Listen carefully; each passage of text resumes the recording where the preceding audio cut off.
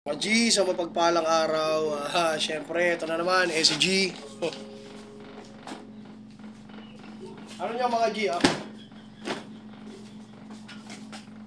May mga nagtatanong sa akin dyan.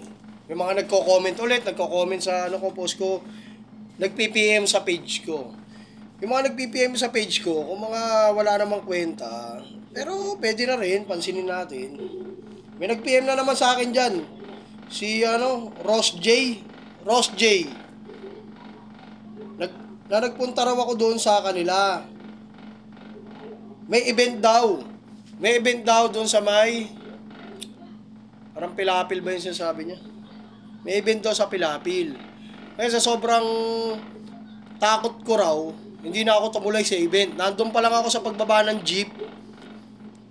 Kumaripas na raw ako, bumalik na raw ako. Kumaripas na daw ako ng takbo, bumalik na raw ako. Kasi nga natatakot ako. Natatakot ako ron sa event. Eh, ba't naman ako matatakot? Unang-una, wala akong kalaban. Marami akong kaibigan, okay?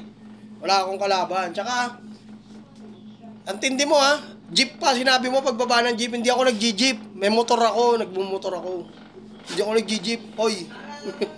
Nag-jeep. Pagbaba ng jeep, kumaripas ng takbo. Alam mo, kung mapapaaway ka lang, ito, isa sa mga makukuha nyo aral sa akin.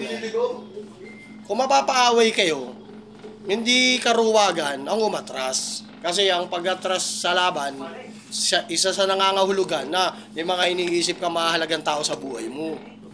Diba? Kaya kung nandyan na talaga yung gera, nandyan na talaga yung gulo, wala ka na magagawa kundi nandyan pasukan mo, nandyan na yan. Diba? Malaslasan ka man o ikaw makalaslas, wala kang magagawa kasi nandyan na. Pero, kung may pagkakataong umiwas, iwasan. Alam mo kung bakit? Yung pag-iwas, hindi ang karuwagan. Di ba?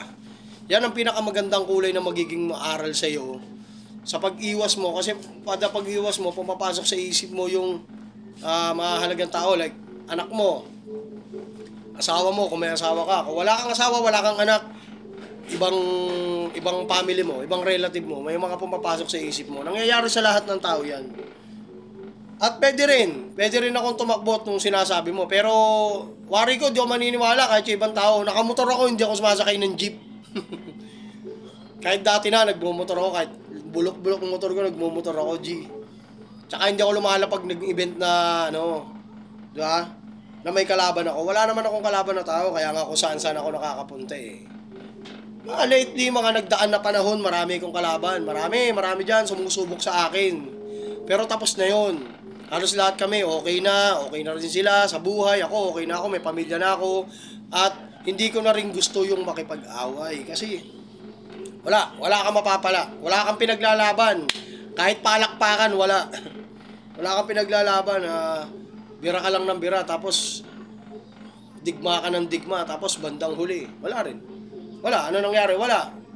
Ano nag-isaysay ng buhay mo? Wala. Sasabihin ba dyan, basag ulog ka? Basag ulo ka. Basag ulog tuloy. Di ba?